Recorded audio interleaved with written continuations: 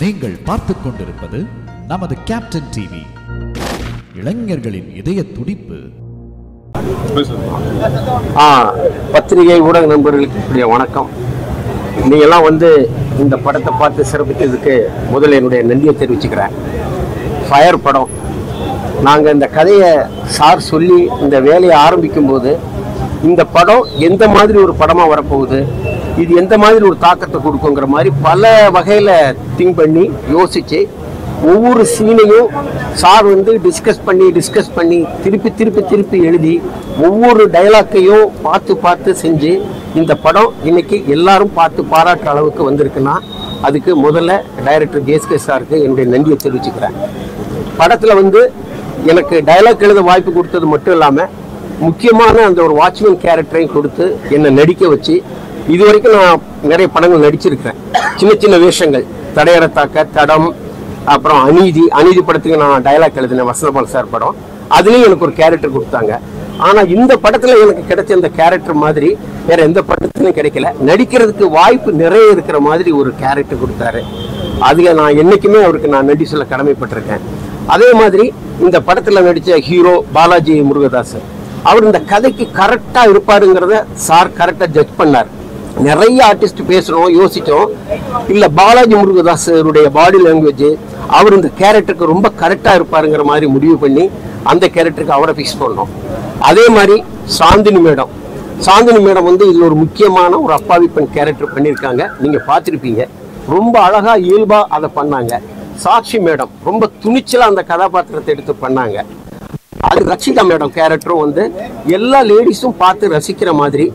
ஆக இந்த எல்லா கேரக்டருமே ரொம்ப நல்லா பண்ணாங்க. தமிழ் சொல்லி அதில் ஒரு இன்ஸ்பெக்டர் கேரக்டர் பண்ணியிருக்காங்க. ரொம்ப யதார்த்தமாக ஒரு இயல்பான ஒரு இன்ஸ்பெக்டர் எப்படி இருப்பாங்களோ அந்த மாதிரி பண்ணாங்க. அதே மாதிரி காயத்ரி ஷான் அவங்களுடைய கதாபாத்திரத்தையும் ரொம்ப அழகா. இது எல்லா கேரக்டரையுமே இஞ்சி பை இஞ்சா டைரக்டர் சார் பார்த்து ஒரு டேக்குக்கு 10 டேக் ஆனாலும் சார் நினைச்சது வர்ற வரைக்கும் அதை கரெக்டாக எடுக்காம விட மாட்டார். அதனால தான் இந்த படம் எல்லா வகையிலையும். அதே மாதிரி போட்டோகிராஃபி சதீஷ் சார் ஒவ்வொரு துறையிலையும், எடிட்டிங்கு, கேமரா, இப்படி எல்லா விஷயத்திலையும் அவருடைய முழு கவனம் இருந்தது. இது முதல் முறையாக டைரக்ட் பண்ணுறாருன்னு யாரும் நம்ப முடியாத அளவுக்கு எல்லா துறையிலையும் அவர் கவனம் செலுத்தி பண்ணனால எல்லாருக்கும் திருப்பி பார்த்தவங்க எல்லாரும் மனசார பாராட்டுற அளவுக்கு இந்த படம் வந்திருக்கு. எல்லாருக்கும் என்னுடைய நன்றியை தெரிவிச்சுக்கிறேன். நன்றி. Next music director. பத்திரிகை துறை நண்பர்களுக்கு வணக்கம். நான் இந்த படம் பார்த்துருப்பீங்க. நல்ல ஒரு ஃப்ளோவில் போயிட்டுருக்கு. நல்ல ஒரு கருத்து மெசேஜ் எல்லாம் சொல்லி வந்திருக்கு. படம் நல்லபடியாக வந்திருக்கு. நானும் இந்த படத்தில் பார்த்திங்கன்னா நிறைய விஷயம் ஒர்க் பண்ணியிருக்கோம். சார் அதுக்கான ஸ்பேஸ் பார்த்திங்கன்னா நிறைய கொடுத்துருந்தாரு. பத்திரிகை எல்லாருமே கொஞ்சம் நல்லா சப்போர்ட் பண்ணுங்கள். தேங்க்யூ. Lyric writer Madhurakavi. வணக்கம். ஜேஎஸ்கே சாருடைய நிறுவனம் எங்களுடைய தாய் வீடு மாதிரி. ஆரம்பகால ப்ராஜெக்ட்லேருந்து சாருடைய பயணிக்கிறோம். நாங்கள் ஏற்கனவே அண்டாவுக்கானான்னு ஒரு படம் சாருடைய தயாரிப்பில் நாங்கள் பண்ணியிருக்கோம். அதில் முழுமையாக எங்களுடைய திறமையெல்லாம் காட்டி நிறைய பாடலாம் எழுதியிருக்கேன். நான் அதுக்கு பிறகு அங்கேருந்து தளம் அமைச்சு கொடுத்தாரு சாரு. கேஜிஎஃப் அது நிறைய படங்கள் பண்ணிவிட்டு இந்த படத்தில் ஒரு கல்யாண பாடல் எழுதியிருக்கேன். சார் டைரக்ஷன் பண்ணது மிக பெரிய மகிழ்ச்சி. அது சமூக கருத்தை, இன்றைக்கி நடைமுறையில் நடக்கிற சம்பவத்தை எடுத்து துணிச்சலாக அவர் பதிவு செஞ்சு நடித்து இவ்வளோ அழகாக பண்ணதுக்கு அவருடைய மனசார வாழ்த்துக்கள். இந்த படம் வெற்றி அடைய மனசார வாழ்த்துக்கள். நன்றி. வந்திருக்க எல்லாருக்கும் நன்றி. அண்ட் படத்தை பார்த்துட்டு வந்திருக்க எல்லா பத்திரிகையாளருக்கும் நன்றி. படத்தை பார்த்து எல்லாருமே நல்ல பாசிட்டிவ் ரிவ்யூ சொல்லியிருக்கீங்க. ஸோ இது ரொம்ப பாசிட்டிவ் வேல மக்கள் அடையறதுக்காக தான் இந்த மூவியை எடுத்திருக்காங்க. ஃபயர் கண்டிப்பாக ரொம்ப ஃபயராக வெளியில் வரும்னு நான் நம்புகிறேன். Thank you so much. ஹாய், எல்லாருக்கும் வணக்கம். ரொம்ப சந்தோஷமாக இருக்குது தட் ஃபயர் படம் நீங்கள் பார்த்து அவ்வளோ பாசிட்டிவான ஒரு ரெஸ்பான்ஸ் கொடுத்துருக்கீங்க. So feeling overwhelmed and very happy. இந்த படம் first of all I would like to say thanks to JSK sir. ஏன்னா இது ஒரு ஹார்ட் ஹிட்டிங் ரியாலிட்டி வரதுக்கு ஒரு தனி கட்ஸ் வேணும். So thank you JSK sir for taking up this initiative. இந்த படத்தில் நம்ம நிறைய விமன் சேஃப்டி பற்றி பேசியிருக்கோம். ஸோ தட் அவேர்னஸ் அண்ட் இந்த ஹார்ஷ் ரியாலிட்டி பற்றி பேசணுன்னு ஒரு டிஸ்கஷன் கண்டிப்பாக ஸ்டார்ட் ஆகணும்னு நினச்சோம் நாங்கள், பட் அது நடந்தது. ஸோ ஐ திங்க் அதுலேயே நம்ம படத்தோட சக்ஸஸ் வந்துடுச்சு. So very very happy. ஏன்னா இன்னைக்கு பெண்கள் சேஃப்டி பாயிண்ட் ஆஃப் வியூ பார்த்தோன்னா எத்தனை விஷயங்கள் டெய்லி பேசிஸில் பெண்கள் ஃபேஸ் பண்ணுறாங்க, அண்ட் அதில் சில விஷயங்கள் நாங்கள் டச் பண்ணியிருக்கோம். ஸோ இவ்வளோ ஒரு ஃபயராக வரும்போது, ஃபயராக ஒரு டிஸ்கஷன் நடக்கும்போது எனக்கு ரொம்ப ரொம்ப சந்தோஷமாக இருக்குது. ஸோ நீங்கள்லாம் கரெக்டான உங்களோட ரிவ்யூஸ் கொடுங்க. இந்த படம்க்கு தேவையான வெற்றி கண்டிப்பாக கொண்டு வரணும், அது உங்கள் கையில் தான் இருக்குது. So thank you so much. Thank you. Thanks for எல்லாருக்கும் வணக்கம். ஸோ இந்த படத்தில் ஒரு 2 பாட்டு பண்ணியிருக்கோம். ஒரு வெட்டிங் சாங் ஒன்று, ஒரு ரொமான்டிக் சாங் ஒன்று பண்ணியிருக்கோம். ஸோ 2மே ரொம்ப நல்லா வந்திருக்கு. நீங்கள் தான் சாங்கை நல்லா ரீச் பண்ணி நிறைய வெட்டிங்ஸ்லாம் வரும்போது நிறைய பாடல்கள் நீங்கள் பார்த்துருப்பீங்க. அதே மாதிரி இந்த சாங்கும் ரீச் பண்ணணுன்னு நாங்கள் வேண்டிக்கிறேன்.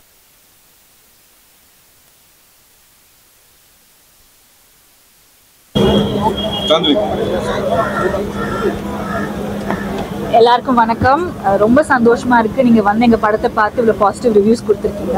இது ஃபர்ஸ்ட் ஸ்டெப்பான ஒரு சக்ஸஸா பாக்குறேன்னா, அண்ட் ஜேஎஸ்கே சருக்கு ரொம்ப ரொம்ப நன்றி. ஒரு நல்ல கதாபாத்திரம் கொடுத்துருக்காரு எனக்கு. அண்ட் பெண்களுக்கான படம் நான் சொல்லியிருக்கேன், இது கண்டிப்பா பெண்கள் பார்க்க வேண்டிய படம். நல்ல படங்கள் எப்பவுமே நீங்க சப்போர்ட் பண்ணியிருக்கீங்க, அந்த வகையில் இந்த படத்தை கண்டிப்பா சப்போர்ட் பண்ணுங்க. அண்ட் நிறைய பேர் கொண்டு போய் ரீச் பண்ணுங்க. ஸோ வெரி வெரி ஹாப்பி, அதான் சொல்லணும். ரொம்ப ரொம்ப தேங்க்யூ ஒரு நல்ல ரெஸ்பான்ஸ் கொடுத்ததுக்கு. And really hope to the best. Thank you so much. அனைவருக்கும் மாலை வணக்கம். உங்களுடைய இந்த பாராட்டும் இந்த உற்சாக ஊக்கமும் வந்து எங்க எல்லாருக்கும் பெரிய ஒரு பாசிட்டிவ் எனர்ஜியை கொடுத்துருக்கு. இந்த படம் ஒரு நல்ல சிறந்த படமா வந்திருக்குன்னு நம்புறேன். நீங்க பார்த்துருக்கீங்க. இந்த படத்தை மக்கள்கிட்ட கொண்டு போய் சேர்க்க வேண்டிய முக்கிய பொறுப்பு உங்ககிட்ட இருக்கு. நிறைய படங்களுக்கு என்னுடைய தயாரிப்புல வந்த படங்களை வந்து சக்சஸ் பண்ணதுக்கு ஒரு முக்கிய காரணமா இருந்தது வந்து பத்திரிகை ஊடக நண்பர்கள் தான். இந்த படம் நல்ல படம் அப்படின்னு நம்புறேன். இந்த படத்தை வந்து மக்கள் பார்க்கறதுக்கு என்ன மாதிரியான விமர்சனங்கள், என்ன மாதிரியான செய்திகள் கொண்டு போகணுமோ அதை போய் பண்ணுங்க. இந்த நேரத்துல என்னுடைய படத்துல நடிச்ச, அதுவும் குறிப்பா இந்த 4 ஹீரோயின்ஸ் சாந்தினி, சாக்ஷி, ரச்சிதா, காயத்ரி ஷான், இவங்க எல்லாருக்குமே இந்த நேரத்துல வந்து நன்றிகளை தெரிவிச்சுக்கிறேன். ஏன்னா ரொம்ப ஒரு துணிச்சலான அந்த கதாபாத்திரத்தை ரொம்ப அந்த கேரக்டரா அதை வந்து படமா பார்த்து அந்த கதைக்கு என்ன தேவை இருக்குன்றத அவங்க வந்து உணர்ந்து அதை வந்து அவங்க வெளிக்கொண்டு வந்தாங்க. அது எல்லா இன்னைக்கு இருக்கிற ஆர்டிஸ்ட் எல்லாருமே பண்றது இல்லை. பட் ப்ரொஃபஷனலா அவங்க எல்லாருமே அதை கொடுத்த ஒத்துழைப்புன்றது வந்து ரொம்ப அவங்களுக்கு ஹேட்ஸ் ஆஃப், நன்றிகள். அதே மாதிரி எஸ்ஐயா பண்ண தமிழ், அப்புறம் ஜீவா சார், அதுக்கப்புறம் எங்க கம்ப்ளீட் க்ரூ, அசிஸ்டன்ட் டைரக்டர்ஸ் எல்லாருக்கும் இந்த நேரத்தில் நன்றிகளை தெரிவித்துக் கொள்கிறேன். உங்களுடைய சப்போர்ட் வந்து எங்களுக்கு எக்ஸ்டெண்ட் பண்ணி எந்த அளவுக்கு இதை ரீச் பண்ண முடியுமோ ரீச் பண்ணி கொடுங்க. நன்றி, வணக்கம். சார், இது வந்து உண்மை கதையை சம்பந்தமா, ஏன்னா ஏற்கனவே காசியை 4 வருஷம் முன்னாடி அரெஸ்ட் பண்ணாங்க. ஸோ அவரை பேஸ் பண்ண படமா இது? வெளி உலகத்துக்கு தெரிஞ்ச காசி நாகர்கோயில் காசி, வெளி உலகத்துக்கு தெரியாத நிறைய முகமுடிகளோட காசி மாதிரி ஆட்கள் நிறைய பேர் இருக்காங்க. அந்த மாதிரி இருக்கக்கூடிய ஒரு நபர், அவருடைய லைஃப்ல நடந்ததை நம்ம பார்த்து இன்ஸ்பயர் பண்ணி பண்ணதுதான். 4 கதாபாத்திரங்கள், பெண்களோட கதாபாத்திரமும் ஒரு விதத்துல அவங்களாம் விக்டிம்ஸ் தான். அவங்களுடைய ரியல் லைஃப்ல நடந்த விஷயங்களை வந்து கொஞ்சம் இன்ஸ்பயர் பண்ணி சினிமாக்காண்டி சில கோட்டிங் பண்ணி படம் பண்ணியிருக்கோம். காசின்னு பேர் வச்சதால டக்குன்னு எல்லாரும் அதை கனெக்ட் ஆயிட்டாங்க. அதுதான் இந்த கதையோட. இன்னைக்கு சமுதாயம் எதை நோக்கி போயிட்டு இருக்கோ அப்படி பார்க்கும்போது இந்த படம் அவசியம் உணர்த்தப்பட வேண்டிய ஒரு கதையா பட்டது. அதனால அதை சார்ந்து அதன் பின்னணியில என்னென்ன இருக்கோ அதை எடுத்து பண்ண. இந்த நேரத்துல எங்க ஹீரோ பாலாஜி சொல்லியே ஆகணும். நிறைய ஹீரோஸ்க்கு வந்து நான் இந்த கதையை சொன்னேன், எல்லாருக்கும் பிடிச்சிருந்தது. ஆனா செய்யறதுக்கு தைரியம் இல்லை, நிறைய தயக்கம் காமிச்சாங்க. அப்போ பாலாஜியை வந்து எனக்கு சுரேஷ் சக்கரவர்த்தி தான் அறிமுகப்படுத்தினாரு. பிக் பாஸ்ல அவருடைய எபிசோட்ஸ் எல்லாம் பார்த்திருக்கேன். ஒரு நல்ல ஒரு டாமினேட்டிங் கேரக்டர், ஒரு பெண்களை வந்து டாமினேட் பண்றதாகட்டும், அவர் கேரி பண்ணி கொண்டு போற விதமாகட்டும், ஒரு ஏதோ ஒரு கர்வமான ஒரு மனிதர் மாதிரியே ஒரு ஃபீல் கொடுத்தது. பட் ஆனா ரொம்ப ஸ்வீட்டான ஒரு நபர். இந்த கதையை கேட்ட உடனே அவர் சொன்ன முதல் டைலாக் எனக்கு இப்போ ஞாபகம் இருக்கு. இந்த கதாபாத்திரத்தை நான் பண்ணலன்னா யார் பண்ணுவாங்க, நான் பண்றேன் சார், என்ன வேணாலும் ஆகட்டும் அப்படின்ட்டு இறங்கி பண்ணாரு. So it's a great opportunity for me also to giving him in this character.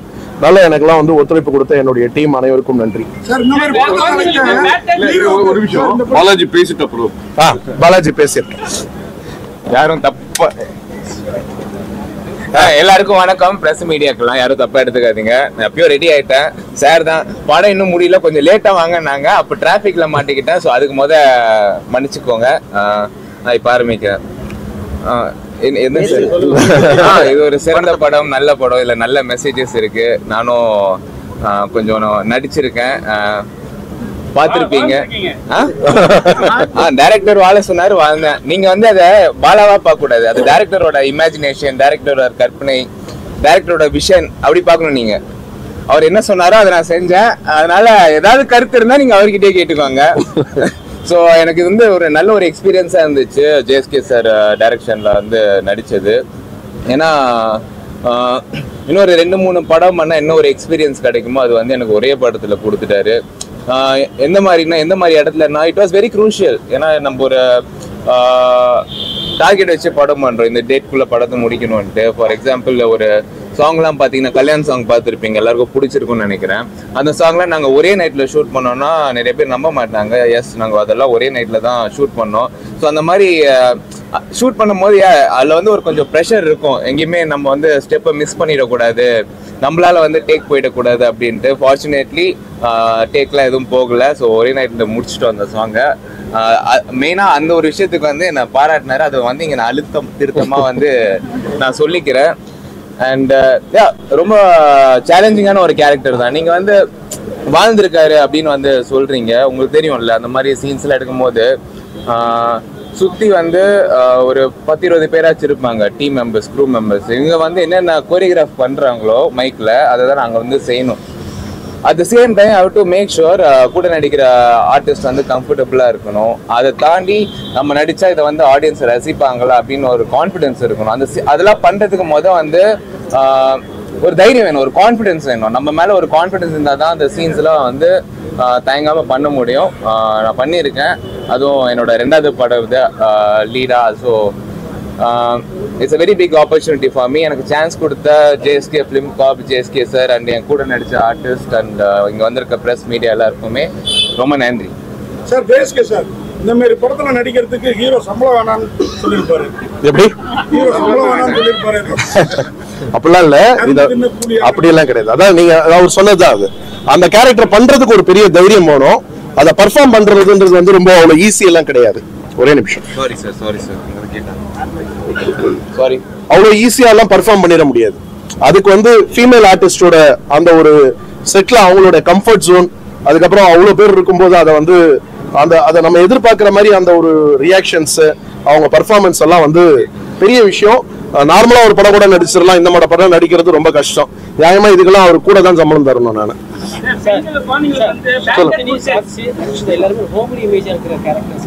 சரி, நீங்க கேரக்டரா பாருங்க. அவங்க வந்து இந்த படம் பார்க்கும்போது, இன்ஃபேக்ட் இந்த படத்துல முதல்ல கமிட் ஆனது வந்து சாக்ஷி தான். எனக்கு வந்து ஒரு அப்பர் கிளாஸ்ல இன்னைக்கு சொசைட்டில இருக்கிற ஒரு மேரீடு உமன், அதுவும் புதுசா கல்யாணம் ஆனவங்க, எப்படி அவங்களுடைய ஒரு ஸ்டைல் இருக்கும், அதுக்கேற்ற மாதிரி எனக்கு ஒரு ஃபிட்டின் ஆகிறதுக்கு ஒரு முகம் தேவைப்பட்டது. அது எனக்கு சாக்ஷி டெய்லர் மேடா கிடைச்சாங்க. அவங்க கிட்ட நான் வந்து ஒரு சீனுமே என்ன எடுக்க போறோம் அப்படிங்கிறத டே 1 எல்லா ஆர்டிஸ்டுக்குமே நான் எதையும் வந்து ஸ்பாட்ல போய் எதுவுமே இம்ப்ரூவைஸ் பண்ணோம். நாங்க ப்ரீ பிளான் பண்ணி என்ன பண்ணமோ அதை சொன்னோம். இந்த கதைக்கான அவசியம் அவங்க வந்து அதை வந்து உள்வாங்கிக்கிட்டு அதை வந்து அவங்க பண்ணாங்க. அதனால அது வந்து இட் இஸ் அ டாஸ்க். ஒரு சாதாரண எல்லா கேரக்டர் ஒரு ஸ்டண்ட் பண்ணிடலாம், டான்ஸ் பண்ணிடலாம், இந்த மாதிரி கேரக்டர்ஸ் பண்றதுக்கு தான் இங்க ஆர்டிஸ்ட் இல்லை. அது வந்து ஒரு நடிப்பா நம்ம பார்க்கணும், அவ்வளவுதான். அதை பண்ணதுக்கு அவங்களுக்கு இந்த நேரத்துல பல்வேறு பெண்ணோட பிரச்சனையை வந்து நீங்க வெளிச்சம் கொண்டு வரீங்க. நீங்க ஒரு போலீஸ் ஆபீசரா இருக்கும்போது, சட்டமே உங்க கையில இருக்கும்போது, நீங்க மாறுவேடத்துல வந்து அவங்க கொலை பண்ணி அந்த மாதிரி ஒரு தீர்வு எப்படி அது சாத்தியமா? ஒரு அங்க நீங்க போலீஸ் ஆபீசரா பார்க்க கூடாது, அங்க ஒரு அப்பாவா தான் நீங்க பார்க்கணும். இல்ல, சட்டம் உங்க கையில இருக்கு. சட்டம் என் கையில இருந்தாலும் சட்டத்துக்குன்னு சில வரமுறைகள் இருக்கு இல்லையா? சட்டத்துக்கு ஒரு லிமிடேஷன் தானே இருக்கு. சட்டத்தை என்ன வேணாலும் நம்ம வந்து நம்ம இஷ்டத்துக்கு மாத்திக்க முடியாதுல்ல. எல்லாருக்கும் ஒரே சட்டம் தானே. ரெக்கார்டு இருக்கு, கரெக்ட். அதுல ஒரு விஷயம் இருக்கும், அந்த பொண்ணு, அதுதான் நான் சொல்றேன். இல்ல, இத பத்தி நம்ம டிஸ்கஸ் பண்ணலாம். பட் ஆனா இதை வந்து மீடியால எதுவும் எழுத வேண்டாம். ஏன்னா படம் இல்ல நான் சொல்ல வந்தது நீங்க கேட்கல. நான் சொல்ல வந்தது நீங்க கேட்கல. நான் சொல்ல வந்தது நீங்க கேட்டுக்கோங்க. நீங்க கேளுங்க, நான் பதில் சொல்றேன். அதை இப்போ வந்து ரிலீஸ்க்கு முன்னாடி எழுத வேண்டாம்னு சொல்றேன், வேற ஒண்ணும் இல்ல.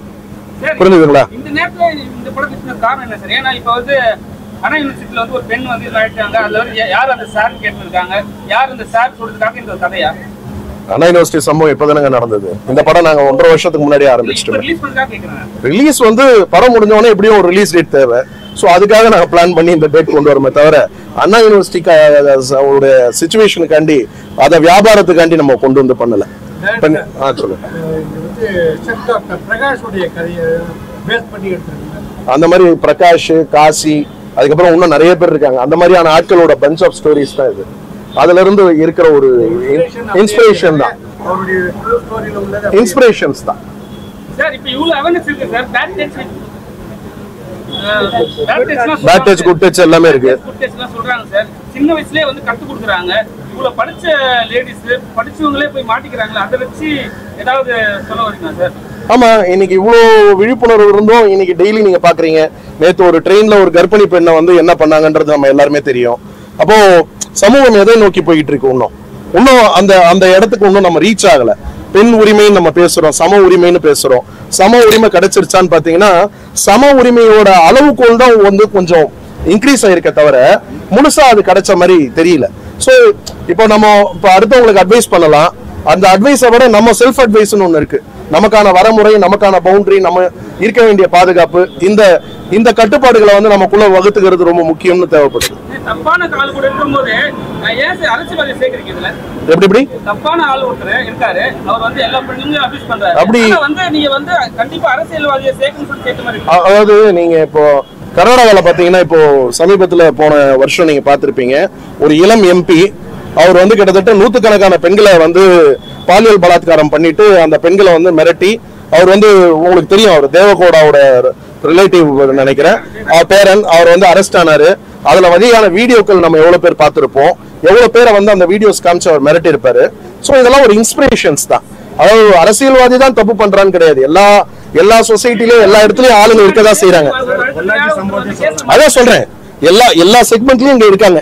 இப்போ நம்மளுடைய பத்திரிகை நண்பர்கள்ல சில பெண்கள் என்கிட்ட பேசும்போது சொன்னாங்க, எல்லா இடத்துலயும் அன்றாட நம்ம பார்த்துக்கிட்டு இருக்கோம்னு. நான் இது வந்து ஒரு பெண்களுக்கான ஒரு பிரத்யேக ஒரு ஸ்பெஷல் ஸ்கிரீனிங் பண்ணேன்.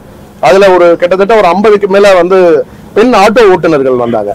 அவங்க சொல்லிட்டு போறது, நாங்க ஆட்டோ ஓட்டும் போது அன்றாடம் எங்கேயாவது ஒரு கேஸாவது நாங்க இப்படி எக்ஸ்பீரியன்ஸ் பண்றோம், அத்துமீறல் அதிகமா இருக்கு, என்ன பண்றது, நாங்க இருக்க வேண்டிய அந்த ஒரு செல்ஃப் கண்ட்ரோல்லையும் எங்களுடைய அந்த ஒரு பாதுகாப்புலயும் நாங்க இருந்துகிட்டு இருக்கோம்னு.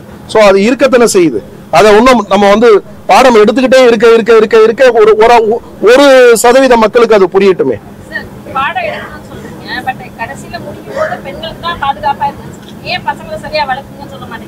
அதுதான் சொன்னேன், பெண் பிள்ளைகளை பெற்றோர்கள் வந்து இன்னைக்கு வந்து எவ்வளவு ஜாக்கிரதையா வளர்க்கணும்னு ஒரு விஷயத்த சொல்லும் போது எதிரில் உட்கார்ந்து பாக்குறது வெறும் பெண்கள் மாத்திரம் பார்க்க போறது இல்ல, ஆண்களும் பார்க்க போறாங்க. அந்த ஆண்களுக்கும் குழந்தைகள் இருக்கும். இல்ல சொல்லணும்னு கிடையாதுங்க, அது ஒரு அண்டர்ஸ்டுட். நம்ம ஆனா வந்து யாருக்கு ஸ்ட்ராங்கா சொல்லணும்னு ஒண்ணு இருக்கு. அதுதான் நான் சொன்னேன், இந்த படம் பார்த்துட்டு வந்தா காசி மாதிரி இருக்கக்கூடிய ஆளுங்க யாராவது ஒருத்தருக்கு ஒரு சின்ன கில்ட் கிரியேட் ஆகும்ட்டு. அந்த கில்ட் தான் சக்சஸ் ரேட். இதுல ஐயோ நம்ம இப்படி இருக்க கூடாதுன்னு ஒரு சின்ன தாட் கிரியேட் ஆகும். பெண்கள் இவ்வளவு பாதுகாப்பு சொல்றீங்க, 4 பெண்கள் நடிச்சிருக்காங்க. அதுல வந்து ரசிகா வரவேல அவங்கள்ட்ட ஒரு வாரம் கேட்கும்போது பர்சனலான விஷயம், என்னால வர முடியாது, மற்ற விஷயத்தெல்லாம் சொல்லியிருக்காங்க. அது நீங்க எப்படி பாக்குறீங்க? அவங்க பர்சனல் சொல்லும்போது நான் எப்படி பேசுறது?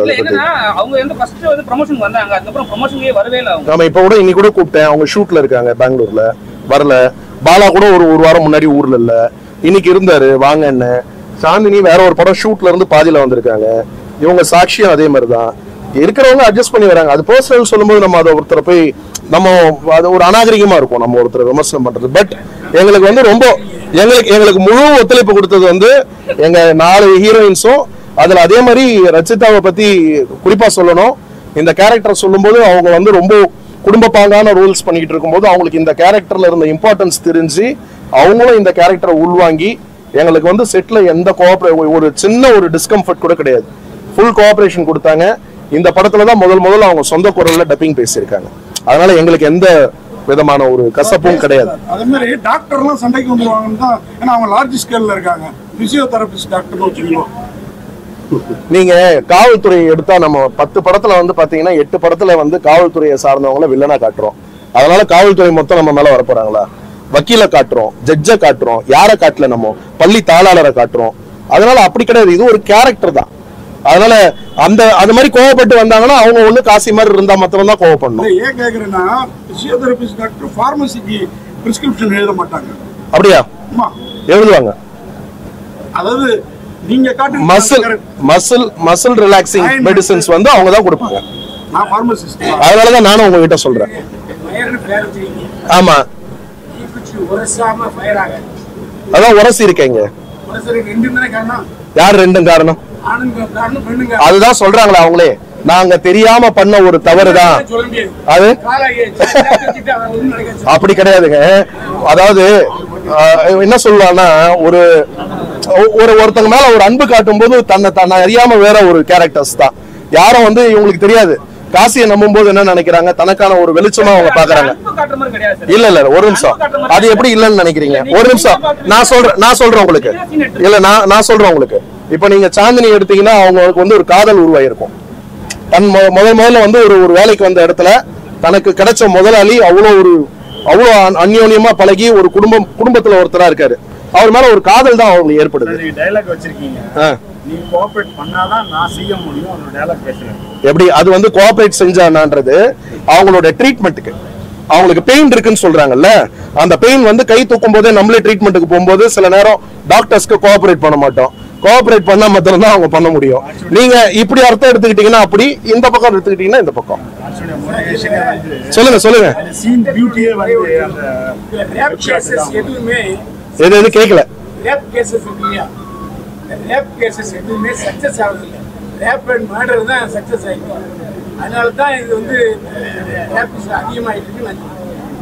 கரெக்ட். சமுதாயத்துல நடந்துகிட்டு இருக்கிற விஷயங்கள் தான், இல்லன்னு நான் யாரும் சொல்லலையா. பாருங்க, எந்த பெண்ணும் நிக்க மாட்டாங்க. ஏன்னா ரேப் பண்றதை விட பலி அதிகமா இருக்கும். அதனாலதான் நிறைய பேர் ஒதுங்கி இருக்காங்க. இதுல இருந்து அவங்க வந்து வெளியில வந்து ஒரு கம்ப்ளைண்ட் கொடுக்கல. இதுல இருந்து வெளில வந்தா போதுன்ற ஒரு சிச்சுவேஷனு. அதை காசி எவ்வளவு டாமினேட் பண்றான், எப்படி ஒரு டேக் ஆஃப் பண்ணிக்கிறான், அதை வந்து அந்த அத்துமீறல் எவ்வளவு தூரம் போகுதுங்கிறத வெளிப்படுத்துறது தான். நடிகளே இருக்குங்க, அவங்க பேரை ஏன் சொல்ல மாட்டேங்கிறாங்க? இதை அவங்க கிட்ட தான் கேட்கணும். என்ன கேட்டீங்கன்னா நான் என்ன பண்றது? நான் சினிமாக்காரன், நான் கேரவான்ல யாராவது கூப்பிட்டு இருந்தா பரவாயில்ல. நீங்க அவரே பேர் சொல்ல மாட்டாரு. பேர் நமக்கு தெரியாத பேரை நான் என்ன சொல்ல முடியும்? எப்படிங்க? அது எதுக்குங்க? படிச்சிருக்கேன், அவ்வளவுதான். சட்ட ரீதியமா வந்து பாத்தீங்கன்னா இன்னைக்கு முதல்ல வந்து ஒரு பயம் வந்து ஒருத்தவங்களுக்கு உருவாகணும். நம்ம வந்து இன்னைக்கு தப்பு பண்ணிட்டா ஒரு மாசம் 2 மாசத்துல லாயர்ஸ் இருக்காங்க, வெளியில எடுத்துருவாங்க, சட்டத்துல ஓட்ட இருக்குன்ற நம்பிக்கை இருக்கிறதாலதான் தைரியமா துணிஞ்சு பண்றான். இப்போ இந்த ரெயில்ல தள்ளி விட்டவன் பாத்தீங்கன்னா இதுக்கு முன்னாடி ஆல்ரெடி ஒரு இதே மாதிரி பாலியல் அத்துமீறல்ல ஒரு கொலை கேஸ்ல உள்ள போயிட்டு வந்தவன் தான். அவன் திரும்ப அதை மீறி ஒரு கர்ப்பிணி பெண்ணு கிட்ட போய் அப்படி நடந்துக்கிறான் அப்படின்னா அவனுக்கு ஒண்ணு சைக்கோவா இருக்கணும், அதை மீறி சட்டத்துல இருக்கிற ஓட்டையில வெளில வந்துடலான்ற நம்பிக்கை தான். அப்போ அதுக்கு வந்து அந்நிய நாடுகள்ல இருக்கிற மாதிரி நம்ம வந்து சட்டங்களை கடுமையாக்கி கடுமையான தண்டனைகளை வந்து நிறைவேற்றினாங்கன்னா ஒரு பயம் உருவாகிறதுக்கான வாய்ப்புகள் இருக்கு. எப்படி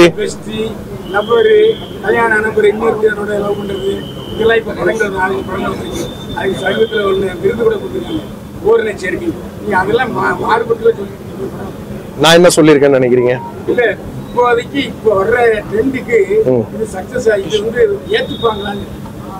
ஏத்துப்பாங்க, நம்புறோம். நல்ல படம் பண்ணிருக்கோம் நம்புறோம். நீங்க நம்புறீங்களா? நல்லா இருக்குன்னு நினைக்கிறீங்களா? படம் ஓரளவுக்கு 52 மார்க் கொடுத்திருக்கு. கொஞ்சம் ஸ்லோ செகண்ட் ஹாஃப் வந்து, அதாவது நம்ம சொல்றோம் இல்லையா, ஒரு யதார்த்த சினிமாவா பண்ணணும்னு ஆசை. சினிமா மேஜிக் பெருசா காட்ட வேண்டாம்ன்றதுதான்.